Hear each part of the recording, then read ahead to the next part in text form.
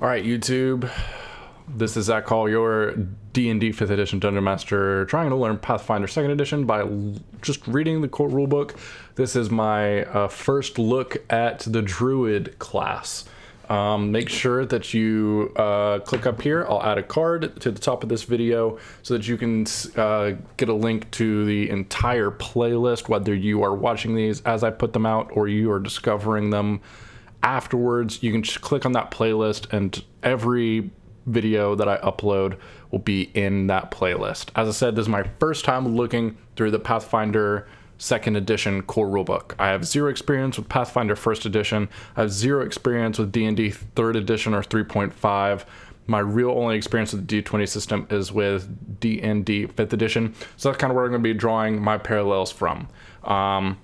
I really appreciate everybody who watches these videos. To those that have subscribed and liked, left comments, thank you so much. Hope you continue to enjoy what I hope is just a interesting perspective when looking at Pathfinder, and hopefully encourages you, if maybe you're a Dungeons and Dragons 5th edition Dungeon Master, you to kind of, I feel like Pathfinder, especially the 2nd edition, seems like a great on-ramp to just getting used to different systems. And then maybe once you kind of get used to the idea of Pathfinder, maybe then it's easier to jump into very different, like non-D&D really related systems, maybe something like Dungeon World, powered by the Apocalypse, or even something like Blades in the Dark, Fate Core, that kind of stuff. All right, so we're looking at the Druid class. I expect pretty much the same thing. I expect very similar Druid here for Pathfinder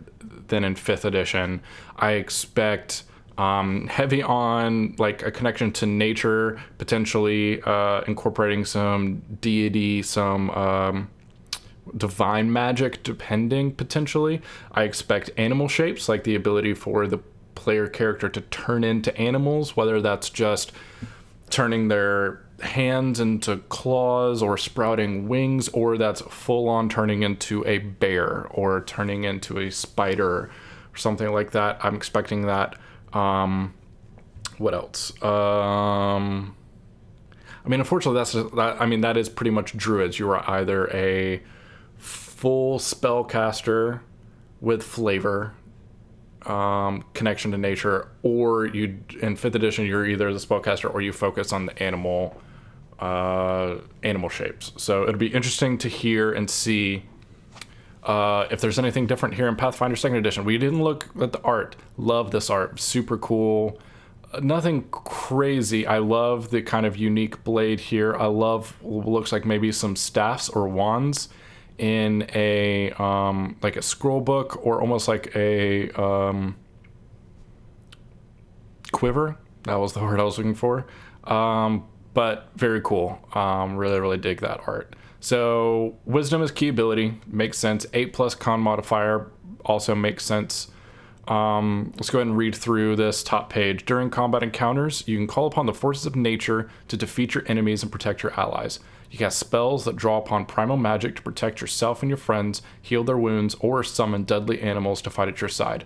Interesting that they're calling out summoning, because 5th edition is sorely lacking in summoning rules and abilities. Like, there's like a handful of spells that kind of do what you want. And let's see, depending on your bond to nature, you might call upon powerful elemental magic or change shape into terrifying beast.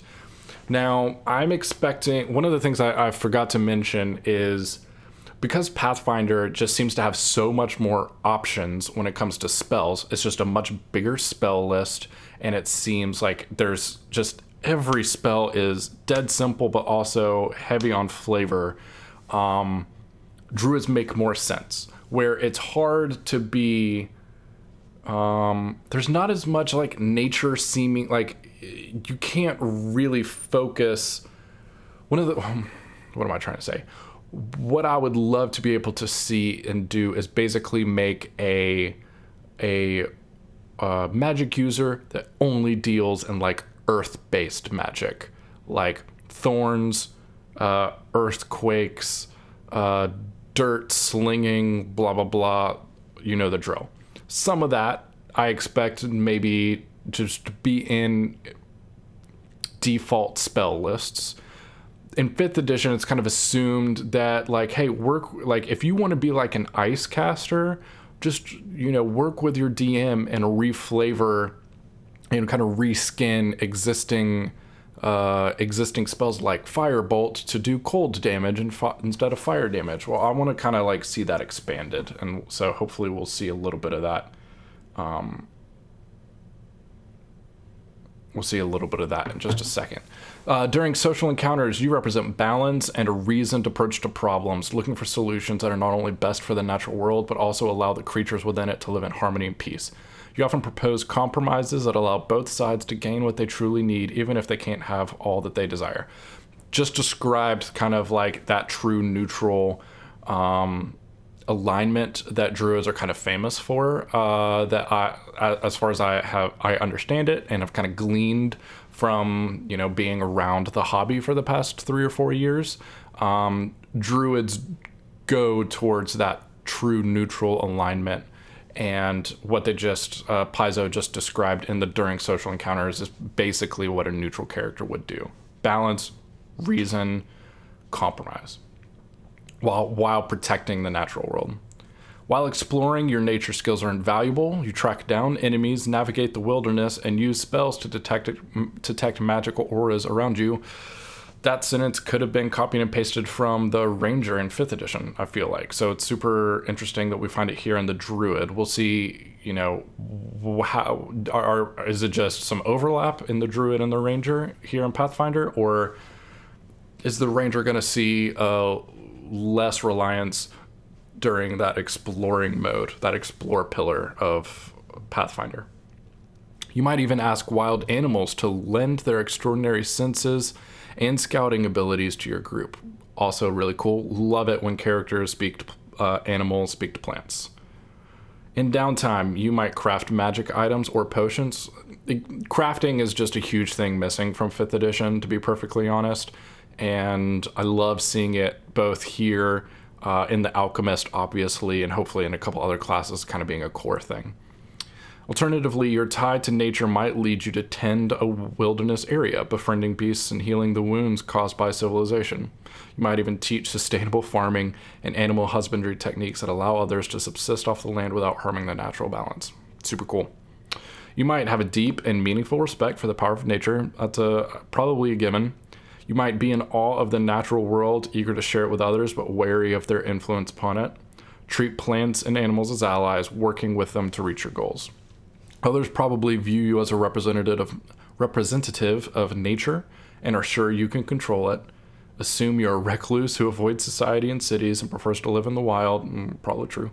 Consider you a mystic, similar to a priest, but answering only to the forces of nature. Also probably true. Kind of what I would expect when running into a druid. So let's go ahead and dive in. Primal spell casting. The power of the wild world flows through you. You can cast primal spells using the cast a spell activity, and you can supply material, somatic, and verbal components when casting spells. Because you're a druid, you can usually hold a primal focus, such as holly or mistletoe, for spells requiring material. Okay. So it's kind of a flavoring of spellcasting, though it does seem that there might be a primal tag on some spells. 2 first level spells and 5 cantrips. You can prepare each morning from the common spells a primal spell list in this book. So yep, that matches 5th edition. One of the warnings that I put on potential druid players especially for new players, is hey, you're gonna have access to the entire druid spell list, and it's up to you to kind of decide what you want to prepare every day. So just, it does require, when I have casters like that in my party, I generally will ask them to, more than almost any other player at the table, when you can prepare out of your entire spell list, make sure you're reading your spells in between sessions.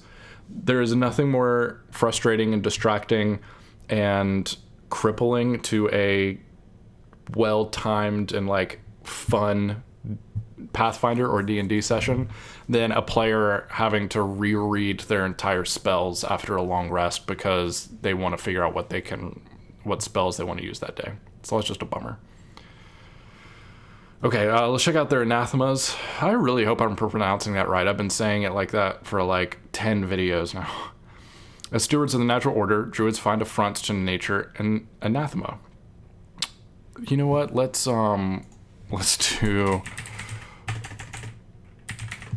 a quick search and see if I can get a pronunciation. Make sure my speaker's on so we can all hear. Anathema. Oh, I am. Anathema. I'm saying it right. Hooray. Okay, cool. Nice. All right, turn the speaker back off so nothing pops up. I'm saying it right. Beautiful. If you perform enough acts that are anathema to nature, you lose your magical abilities that come from the druid class, including your primal spellcasting and benefits of your order. These abilities can be regained only if you demonstrate your repentance by conducting an atone ritual. Anathema to druids is using metal armor or shields, despoiling natural places, or teaching the druidic language to non-druids. That makes sense. You know, druidic language has its own alphabet, blah, blah, blah. Druidic order. So, how many do we have? 4. Animal, leaf, storm, wild. Love it. Very cool. So it looks like you get a focus spell depending on your druidic order. And it'll be similar to other orders and subclasses that we've seen throughout Chapter 3. Animal, strong connection to beast, ally with a beast companion. Yeet. Love beast companions, very cool. You gain the heal animal order spell. Beautiful. Committing wanton cruelty to animals or killing animals unnecessarily is anathema to your order. This doesn't prevent you from defending yourself against animals or killing them cleanly for food. Yeah. Leaf, you revere plants and the bounty of nature, acting as both a gardener and warden for the wilderness, teaching sustainable techniques to communities and helping areas regrow after disasters from negligent humanoid expansion. Trained in diplomacy, you get a Leshy familiar druid feat. You gain the good berry order spell, and you get an automatic increase to your focus points by 1, starting at level 1. That's crazy. Haven't seen that before. So you get 2 focus points just to start out. Committing wanton cruelty to plants or killing plants unnecessarily is anathema to your order. Kind of interested in this Leshy. I'm assuming that that's a... Let's skip ahead and see if there's an example of a... Oh my gosh, gang. Check this out. This is so dope. Oh my gosh. Okay. I have never been very interested in the druid class.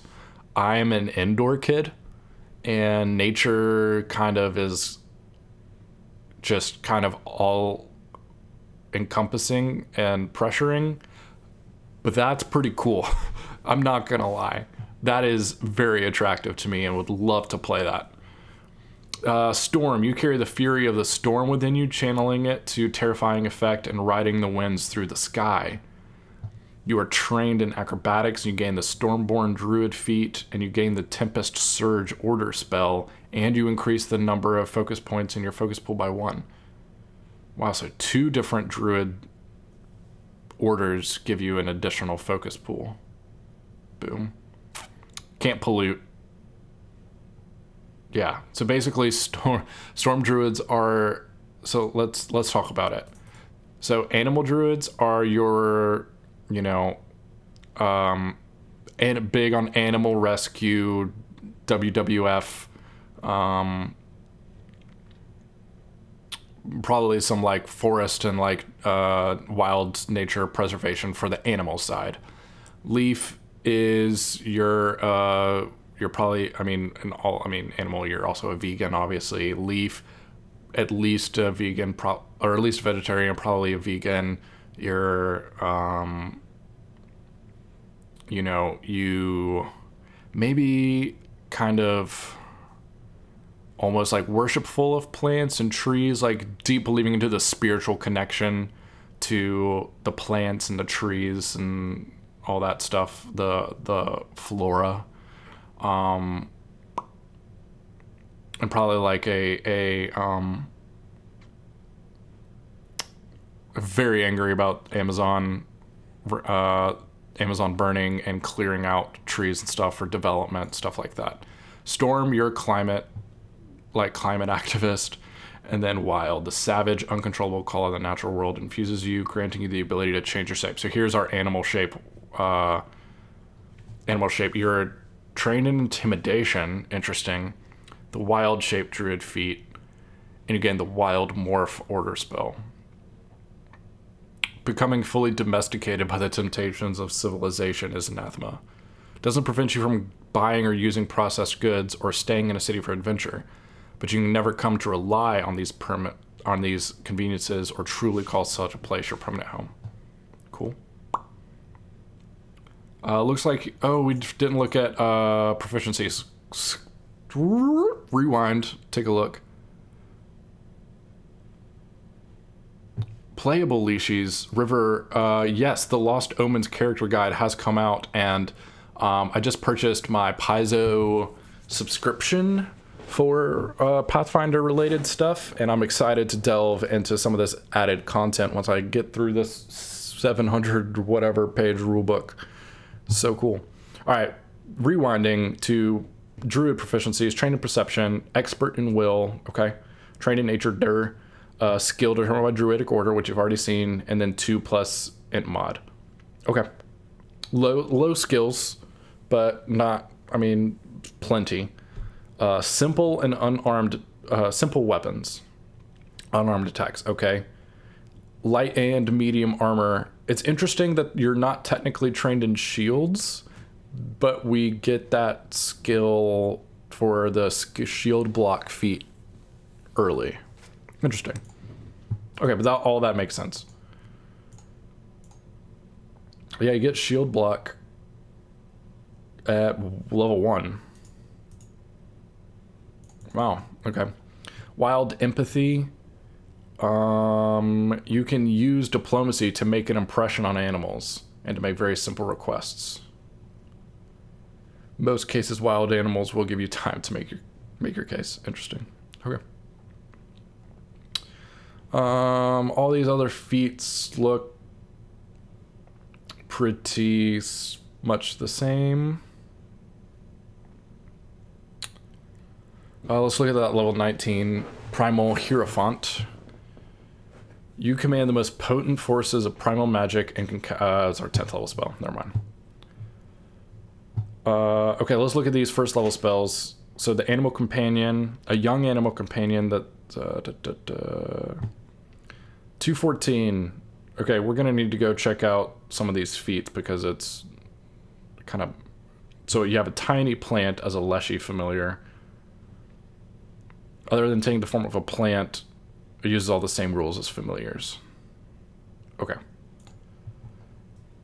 And then Stormborn, your home in the, you do not take circumstance penalties to ranged spell attacks or perception checks caused by weather. And your targeted spells don't require a flat check to succeed against a target concealed by weather. It's cool. Widen spell, that's cool. Here's some meta magic tagged stuff. So we saw that at a feat, I think, for another video. Anyone can use shields. There's no proficiency linked to them as far as I recall from River. Oh, okay, that's good to know. For some reason, I thought that there was a proficiency in shields, but maybe not. I'm gonna quickly pull up, I should probably be doing this on a different screen. Where did I put our...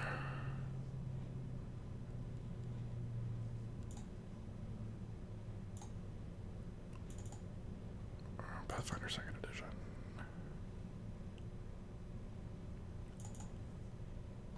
I'm checking out the, no, there is no proficiency attached to shield. So good call, River. So ignore me. All right. Call the Wild. 10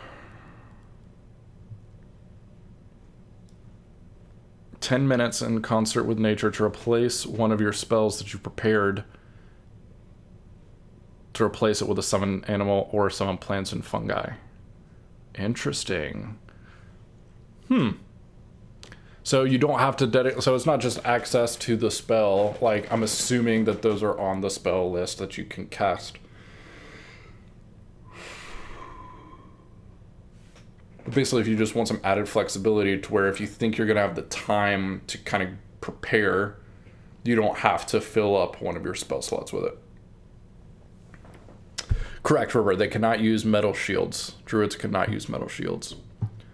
Enhanced Familiar, Order Explorer. You learn the secrets of another druidic order.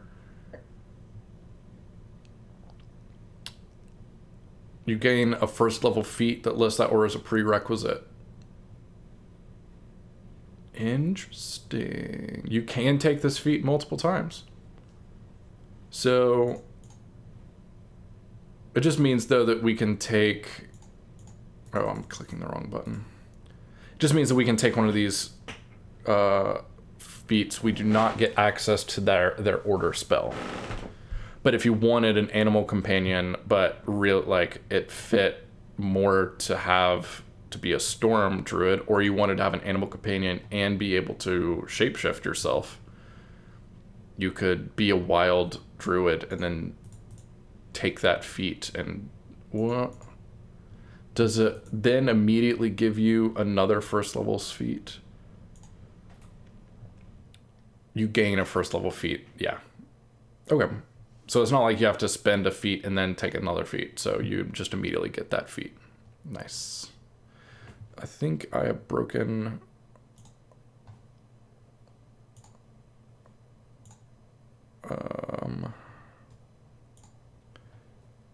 There we go. Don't know why that popped up.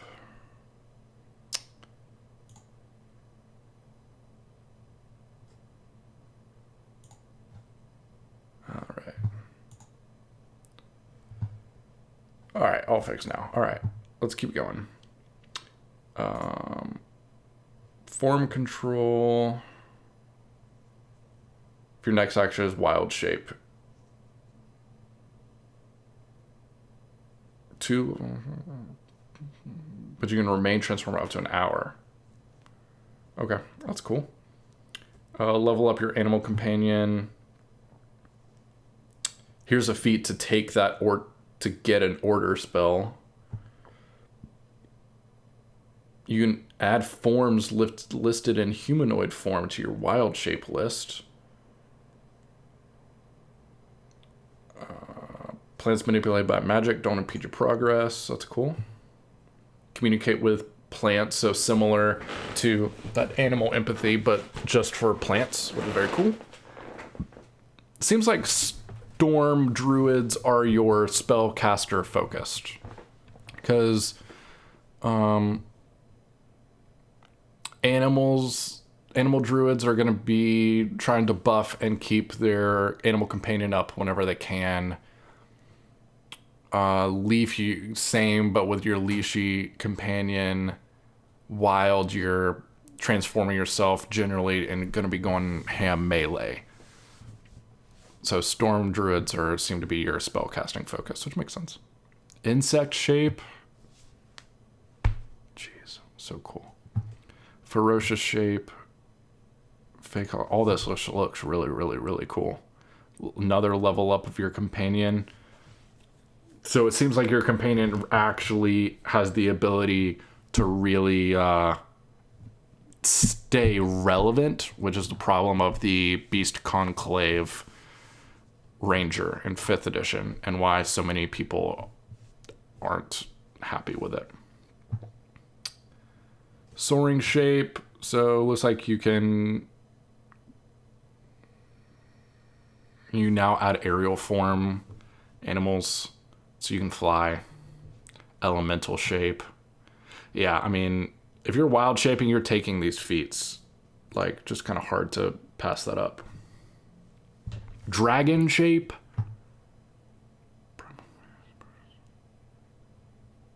Primal summons. You can now summon elementals.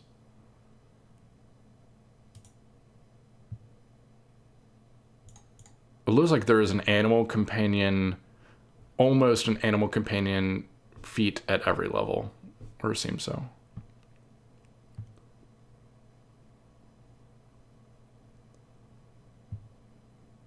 All right, let's check out these 20th level feats.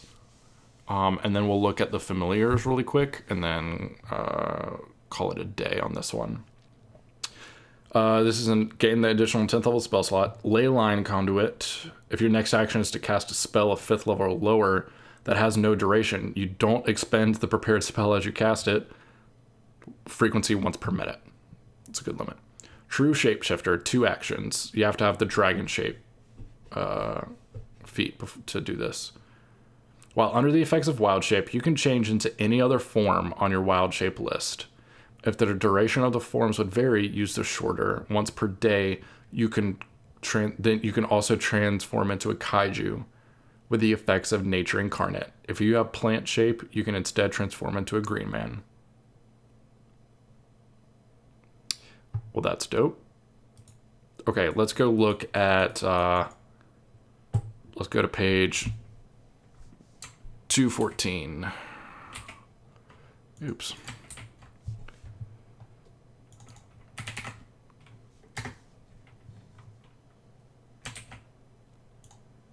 Okay, animal companions.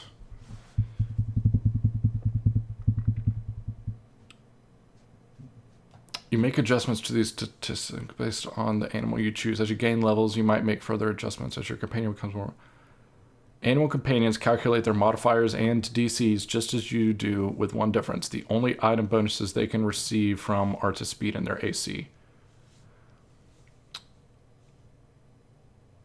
Your animal companion uses your level to determine its proficiency bonuses. It's trained in unarmed attacks, unarmed defense, barding, all saving throws, perception, acrobatics, and athletics.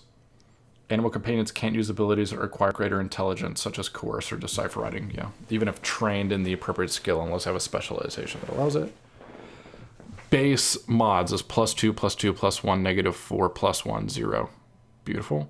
Each type has its own strengths and increases 2 of these modifiers by 1 each. And they're already calculated, and the increases are already calculated. Okay. Its ancestry hit points from its type, plus a number of hit points equal to 6, plus its constitution modifier for each level you have. So it gets its hit points max plus 6. Wait. Oh, no, it's just 6 plus its con mod every time you level. Or ever for each level you have if you end up swapping out companions.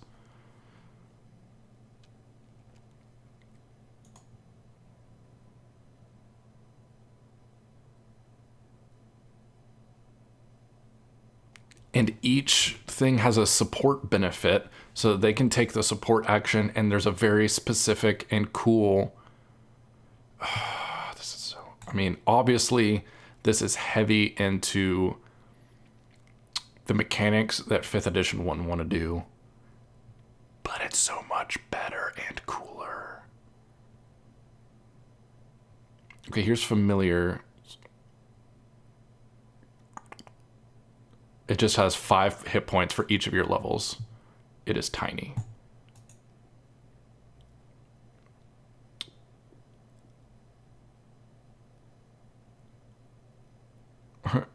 It can use your quick alchemy action. That's funny. Very cool. You prepare an additional cantrip, extra regions.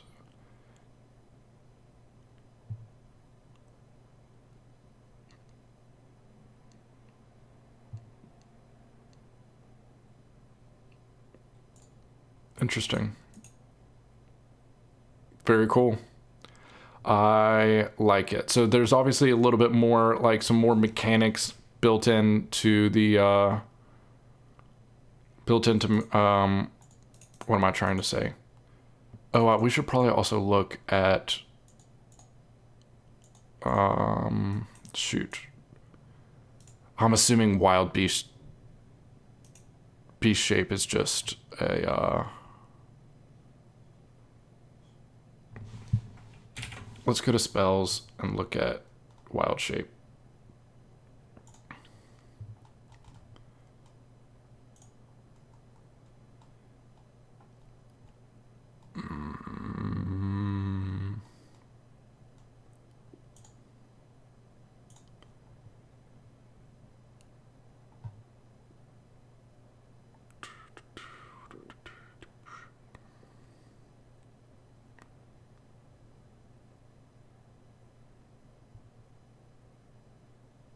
Thought it was a spell. Maybe it's not.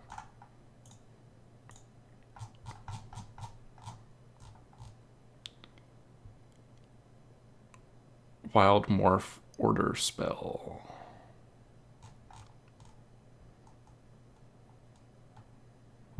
Would that not be...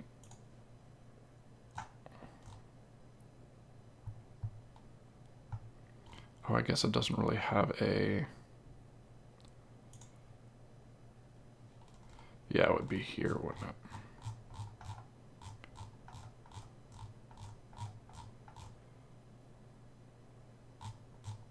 Clerics have a lot of order spells. Good lord, clerics. Okay.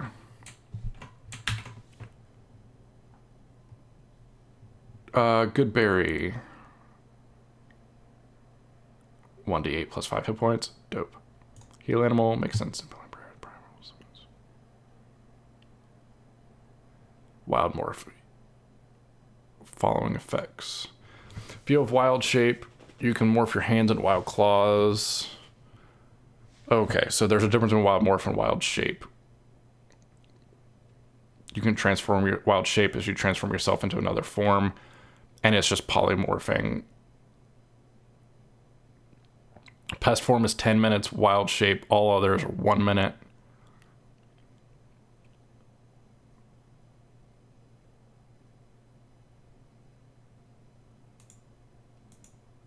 Okay, that's basically what I thought it was. Okay, cool. Cool. All right. Well, hey, under Druid focus spells, yeah, found it. Eventually got it. I'm learning, gang. I am learning where everything is. Thank you so much for watching. This was first look at the Pathfinder 2nd Edition Druid. Last thoughts. All the flavor makes sense. The Druid is probably one of the classes that benefits from the just wide range of character options and extra mechanics and crunch that we've seen so far. Only because, and that's personally, because Druids seem to lack some of that like all-encompassing flavor and like on-brandness, where it is obvious that the spell list for Druids is long. The orders and focus spells make a ton of sense for the Druid. Every kind of order has their own thing that makes a lot of sense and is full of flavor. And there's enough feats going on. I'm mostly super happy with the animal companion part, and it makes me really excited to see the Pathfinder take on the Ranger. Now knowing that animal companions actually seems to be viable, versus in 5th edition the DM ends up having to do a lot of hand holding and a lot of hand waving and really a lot of home brewing to kind of make Beast Enclave Rangers viable at higher levels. So really happy about that. Looks really cool and looks like a lot of space for home brewing GMs to be able to create very cool and well-balanced animal companions with fun effects that really make choosing your animal seem like an important choice, an important character choice, versus like